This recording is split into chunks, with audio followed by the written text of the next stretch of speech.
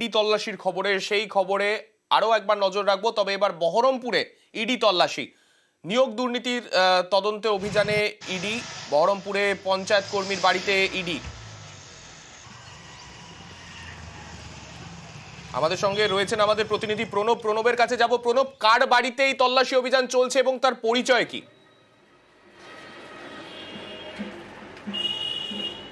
দেখো, পঞ্চায়েত কর্মী হিসাবে পরিচিত রথিন দে, তারই বাড়িতে কিন্তু তল্লাশি চালাচ্ছে ইডি। সকালে প্রায় 7:30টার সময় এই তল্লাশি শুরু হয় এবং পঞ্চায়েতের একাধিক দুর্নীতি অভিযোগ কিন্তু এই রথিনদের সম্বন্ধে রয়েছে। যখন নওদাতে সে নির্বাহী বাস্তুকার হিসাবে সে কাজ করত, সেই সময় তার বিরুদ্ধে নওদার যিনি বিডিও রয়েছেন এবং বেলডাঙ্গা 1-এর বিডিও, তার বিরুদ্ধে কিন্তু অভিযোগ দায়ের করেছিল, এফআইআর হয়েছিল, তাতে জেলও খাটে। তারপর থেকে কিন্তু সাসপেন্ড হয়ে আছে। তার বিরুদ্ধে তোমার একাধিক তোমার যে সমস্ত নারেগা প্রোগ্রামে তোমার 100 দিনের কাজের টাকা 9-6 থেকে তোমার পুকুরে মাটি পুকুরের না কেটে সেই সমস্ত টাকা পয়সা আত্মসাৎ করার কিন্তু অভিযোগ ছিল এবং সেই কারণে কিন্তু দুই বিডিও, নওদার বিডিও এবং বেলডাঙ্গা 1-এর বিডিও, তার বিরুদ্ধে কিন্তু বেলডাঙ্গা থানায় এবং তোমার নওদা থানাতে অভিযোগ দায়ের করেছিল। এবং আজকে সকালবেলাতেই কিন্তু তোমার ইডির 5 সদস্যের প্রতিনিধি দল তার বাড়িতে ঢুকেছে এবং বিভিন্ন জায়গাতে তল্লাশি চলছে। এবং আমরা দেখতে পাচ্ছি যে তোমার সরবেরিয়া থেকে শিক্ষা নিয়ে প্রচুর পরিমাণে কিন্তু কেন্দ্রীয় বাহিনী এই বহরমপুরের বিষ্ণুপুর রোডের কালীবাড়ি রোড সেখানে কিন্তু ঘিরে ধরেছে এবং যাতে কোনো রকম অপ্রীতিকর না ঘটে সেই কারণে কিন্তু তোমার যে কালীবাড়ির যে মাঠ, সেই মাঠেও যেরকম কেন্দ্রীয় বাহিনী রয়েছে, ঠিক এদিকে 100 মিটারের মধ্যে প্রচুর পরিমাণে কেন্দ্রীয় বাহিনী দিয়ে ঘিরে রাখা হয়েছে। শুধু এখানে নয়, এখানকার যে মুর্শিদাবাদ জেলার যে ডেপুটি ম্যাজিস্ট্রেট সঞ্চয়ন পান, তারও বাড়িতে, সে যে ভাড়া বাড়িতে থাকে এই বিষ্ণুপুর কালীবাড়ি, তারও বাড়িতে কিন্তু কিছুক্ষণ আগেই ইডি আধিকারিকরা ঢুকেছেন এবং সেখানকার বাড়িতেও কিন্তু তোমার কেন্দ্রীয় বাহিনী পুরো ঘিরে রয়েছে এবং তার বাড়ির যে সমস্ত তোমার পরিজনরা রয়েছে তাদেরকে জিজ্ঞাসাবাদ করছে এই ইতিমধ্যেই, সেটা কিন্তু আমরা জানতে পারছি।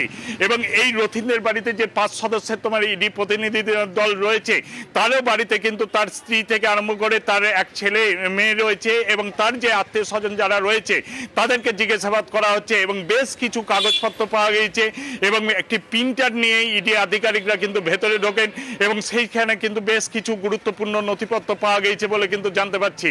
সাবনিক, বেশ, একদিকে যেমন আমরা দেখতে পাচ্ছি বহরমপুরে, সেখানে পঞ্চায়েত কর্মীর বাড়িতে ইডি হানা চলছে, পাশাপাশি বিভিন্ন জায়গাতে প্রশাসনিক কর্তা যারা, তাদের বাড়িতেও কিন্তু একযোগে এনফোর্সমেন্ট ডিরেক্টরেটের আধিকারিকরা তল্লাশি অভিযান চালাচ্ছেন। আপনারা দেখতে পাচ্ছেন ঝাড়গ্রামের ছবি, সেখানে WBCS অফিসার শুভ্রাংশু মণ্ডলের বাড়িতে তল্লাশি অভিযান ইডির। সেখানে জাতিগত শংসাপত্র জালিয়াতির তদন্তেই এনফোর্সমেন্ট ডিরেক্টরেটের আধিকারিকরা গিয়েছেন বলে এখনো পর্যন্ত জানতে পারা যাচ্ছে। আমাদের সঙ্গে রয়েছেন আমাদের প্রতিনিধি রাজু। রাজু, যারা গিয়েছেন তারা কতক্ষণ ধরে ভেতরে রয়েছেন? তল্লাশি অভিযান কতদূর, কিছু আপডেট কি উঠে আসছে? দেখো সাদিক, প্রথমেই বলবো সকাল 7:30টার সময় তারা এসে এখানে প্রবেশ করেছেন। এখনো পর্যন্ত প্রায় 4 ঘন্টা হতে চললো। ভেতরে তদন্ত এখনো পর্যন্ত চলছে, তার সাথে জিজ্ঞাসাবাদ চলছে। ইতিমধ্যে যেটা সূত্রমাফিক খবর পাওয়া যাচ্ছে, ভেতরে হয়তো বেশ কিছু নথি তারা উদ্ধারও করেছেন এবং তার সাথে কথাও বলছেন। এর পাশাপাশি রাজ্যে 5টি জায়গায় আজ একসাথে ইডির আধিকারিকরা হানা দিয়েছেন এবং রাজ্যে 5টি জায়গাতেই তল্লাশি অভিযান চলছে। কারণ মূলত 100 দিনের যে কাজ এবং তার পাশাপাশি এই সংশয়পত্র, সেই সমস্ত নথি দেখা এবং এই বিষয় নিয়ে যে তথ্য এর আগে উঠে এসেছিল এবং সেই তথ্য অনুযায়ী আজ রাজ্যের 5টি জায়গাতেই তদন্ত করছেন এই ইডি আধিকারিকরা।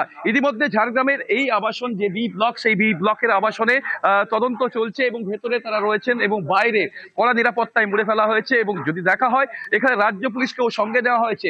সিআরপিএফ যেমন চারিপাশটা মুড়ে ফেলা হয়েছে, ভেতরে যারা রয়েছেন তাদেরকে বাইরে বেরোতে দেওয়া হচ্ছে না এবং যে সমস্ত আবাসনে অন্যান্য অ্যাপার্টমেন্টে যে সমস্ত মানুষজন রয়েছেন তাদেরকেও বেরোতে গেলে তাদের অনুমতি দিতে হচ্ছে এবং ভিতরে প্রবেশ করতে গেলেও তাদের অনুমতি দিতে হচ্ছে।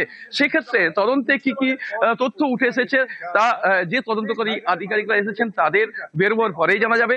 ইতিমধ্যে তার সাথে প্রায় 4 ঘন্টা ধরে তারা কথা বলছেন, কারণ এর আগে তিনি মুর্শিদাবাদে ছিলেন, সেখান থেকেই প্রায় 6 মাস আগেই তিনি ঝাড়গ্রামে এসেছেন। সেক্ষেত্রে কি বিষয় নিয়ে কি কি বিষয় রয়েছে, সেই তথ্য কি কি তথ্য রয়েছে, সেই সমস্ত তথ্য নিয়ে অর্থাৎ রাজু, এক্ষেত্রে আমরা যেটা বুঝতে পারছি, যাদের যাদের বাড়িতে বা আবাসনে এখানে তল্লাশি অভিযান চলছে, প্রত্যেকের সঙ্গেই মোটামুটি মুর্শিদাবাদের একটা যোগাযোগ রয়েছে। অর্থাৎ মুর্শিদাবাদের কোনো ঘটনার তদন্তেই মূলত এই অভিযান বলে এখনো পর্যন্ত মনে করা হচ্ছে। একদমই, কারণ সূত্রপাত যেটা মনে করা হচ্ছে যে মুর্শিদাবাদের কোনো এক সূত্র ধরে ইডি আধিকারিকরা এই তদন্ত শুরু করেছেন, কারণ সেখানেই এই 100 দিনের কাজ বা এই সংশয়পত্র নিয়ে বিভিন্ন সময় বিভিন্ন নথি, ভুয়ো নথির কথা উঠে এসেছিল এবং তারপরে সেই তদন্ত হঠাৎ কোথাও থমকে গিয়েছিল, যেটা রাজ্য পুলিশ করছিল। পরবর্তী ক্ষেত্রে সেই তদন্তের যে সমস্ত জায়গাগুলোতে ক্লু পেয়েছিল কেন্দ্র গোয়েন্দা, সেই সমস্ত তদন্তকে এগিয়ে নিয়ে যাওয়ার জন্য ইডি আধিকারিকদের হাতে দিয়ে দেওয়া হয়েছিল এবং ইডি আধিকারিকরা সেই মুর্শিদাবাদের তথ্য ধরেই ইতিমধ্যে তদন্ত শুরু করেছেন। এবং সেই মুর্শিদাবাদের সত্য ধরেই যদি দেখা হয়, আজ যে 5টি জায়গাতে আজ ইডি আধিকারিকরা তদন্ত করছে, সমস্ত কিন্তু চেনাব যেটা রয়েছে সেটা মুর্শিদাবাদ। সেক্ষেত্রে ইনিও মুর্শিদাবাদ থেকে এসেছেন এবং আরো যে 4টি জায়গায় ইতিমধ্যে তদন্ত হচ্ছে সেখানেও মুর্শিদাবাদের সূত্র রয়েছে। সেক্ষেত্রে এখনো পর্যন্ত সঠিকভাবে বলা যাচ্ছে না যতক্ষণ না ইডি আধিকারিকরা জানাচ্ছেন যে এর কি কি বিষয় রয়েছে এবং কি কি নথি তারা পেয়েছেন, সেই সমস্ত নথি বা সেই আমাদের নজর থাকবে। তবে যে ছবি আমরা দেখতে পাচ্ছি যে বিভিন্ন সরকারি আধিকারিক, বিভিন্ন পঞ্চায়েতের কর্মী, তাদের বাড়িতে আজকে একযোগে এনফোর্সমেন্ট ডিরেক্টরেটের তল্লাশি অভিযান চলছে এবং রাজ্যের বিভিন্ন জায়গাতে এই অভিযান চলছে। ইতিমধ্যেই যে ছবি দেখালাম জাতিগত শংসাপত্র জালিয়াতি, তা নিয়ে ঝাড়গ্রামে সেখানে ইডি অভিযান চলছে সরকারি আধিকারিক শুভ্রাংশু মণ্ডলের আবাসনে। পাশাপাশি বহরমপুরে সেখানে ইডির অভিযান চলছে এক পঞ্চায়েত কর্মীর বাড়িতে। পাশাপাশি সল্ট লেকে সেখানে প্রাক্তন একজন বিডিও, তার বাড়িতে ইডি অভিযান চলছে, সেই ছবি সামনে আসছে।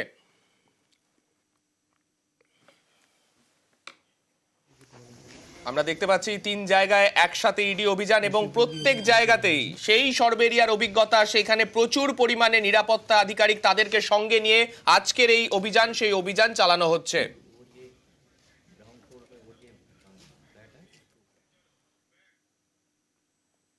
আর এই ইডির অভিযানে নাম বিভ্রাট হলো আজকে সকাল থেকে। নাম বিভ্রাটে বড়সড় হয়রানি। চুচুড়ায় তল্লাশিতে এনফোর্সমেন্ট ডিরেক্টরেট ভুল ব্যক্তির বাড়িতে ইডি আধিকারিকরা পৌঁছে গেলেন। চলে যাব আমাদের প্রতিনিধি ওঙ্কারের কাছে। ওঙ্কার, এই নাম বিভ্রাট কিভাবে হলো? দেখো, এনফোর্সমেন্ট ডিরেক্টরেটের আধিকারিকরা তারা প্রথমে চুচুড়ায় সন্দীপ সাধুকা নামে একজন ব্যক্তির বাড়িতে যান এবং সেখানে গিয়ে জানা যায় যে তিনি একজন লজেন্স ফ্যাক্টরির মালিক এবং তিনি ক্যান্সার আক্রান্ত। তার বাড়িতেই কিন্তু প্রথমে এনফোর্সমেন্ট ডিরেক্টরেটের আধিকারিকরা ঢোকেন এবং ঢুকে গিয়ে জিজ্ঞাসাবাদ শুরু করেন। তারপর জানা যায় যে সন্দীপ সাধুকাকে এনফোর্সমেন্ট ডিরেক্টরেটের আধিকারিকরা খুঁজছেন মনরেগা প্রজেক্টের 1,79,00,000 টাকার তছরূপের জন্য, সেই সন্দীপ সাধুকা কিন্তু ইনি নন। এরপর প্রায় মিনিট 15 সেখানে থাকার পর তারা কিন্তু সেখান থেকে বেরিয়ে যান এবং দ্বিতীয়বার আবারও কিন্তু তারা সেই সন্দীপ সাধুকার খোঁজ কিন্তু এই মুহূর্তে করছেন এবং বিভিন্ন জায়গায় তারা যাচ্ছেন। একের পর এক তারা ধনেখালি, কখনো চুচুড়া, একের পর এক জায়গায় কিন্তু তারা যাচ্ছেন। এখনো পর্যন্ত তারা ঠিক যে সন্দীপ সাধুকাকে খুঁজছেন তারা কিন্তু এনফোর্সমেন্ট ডিরেক্টরেটের আধিকারিকরা তারা কিন্তু পাননি।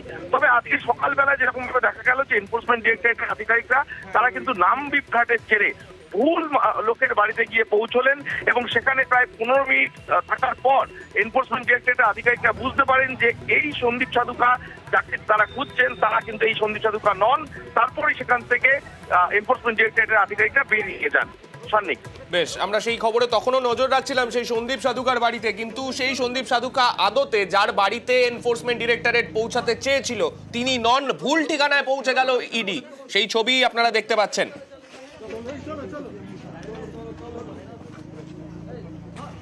কার নাম মিশেছে বলতে পারবো না, ওনার নামটার সঙ্গে কোন একটা নাম মিশে গেছে বলে ওনার ব্যাপারে উনি এ ব্যাপারে কোনো উনি একজন পেশেন্ট।